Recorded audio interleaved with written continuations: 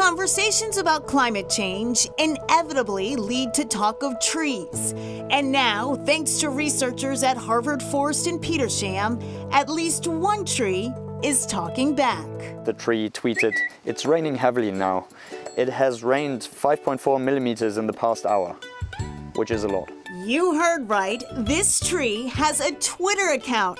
And by interpreting data from these monitors, the tree generates tweets for its more than 7,000 followers.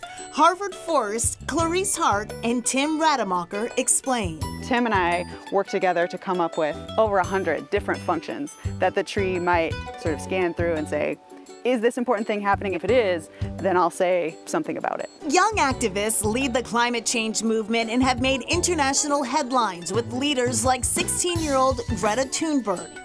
This 100-year-old tree, however, can offer a very different perspective. We have 100 years of research and a data archive, so when this tree talks about it being hot, it really knows that it's hot compared to the past 50 years. True to Twitter, not all the tree's posts are climate-focused. It gossips about the neighbors, loves to talk about its kids, these acorns, and even dishes about dinner. Poppy Violet asks, "How are you?" And the tree responds, "It's 59.9 degrees Fahrenheit right now. I'll spend the day making food." This is one tree worth a follow. But researchers hope you won't miss the forest for the trees. It could be any tree. We choose a red oak tree because that's one of the most abundant species in this part of the country. We really use that as a pivot point to help people focus in on the trees around them in their everyday life. Okay, so not many trees have Twitter accounts, but every tree has a story, and when it's time to read those stories, Harvard Forest Neil Peterson is the ringmaster. I think everyone knows you can count the rings of a tree to tell how old it is. We can put very precise dates on it that can better inform us about how things work, how societies grew, collapsed, adjusted. And solve mysteries. When a boat frame was uncovered deep beneath the foundation of the former World Trade Center in New York, Peterson was on the team that got the call. So because ships move, the timber could have come from anywhere in the world. The data showed us that those trees likely originated from eastern Pennsylvania, and it dated to the early 1700s. They further deduced that the Revolutionary War-era boat was likely used as landfill to expand Lower Manhattan. If a tree falls in the woods and there's no one to hear it, does it make a sound? And trees can tell us the answer to that. Right here, between my two fingers, is 60 years. And what happened right here is the 1938 hurricane. It knocked down almost 80% of the forest. And then this tree was released from competition. And it just exploded in growth over the last 80 years.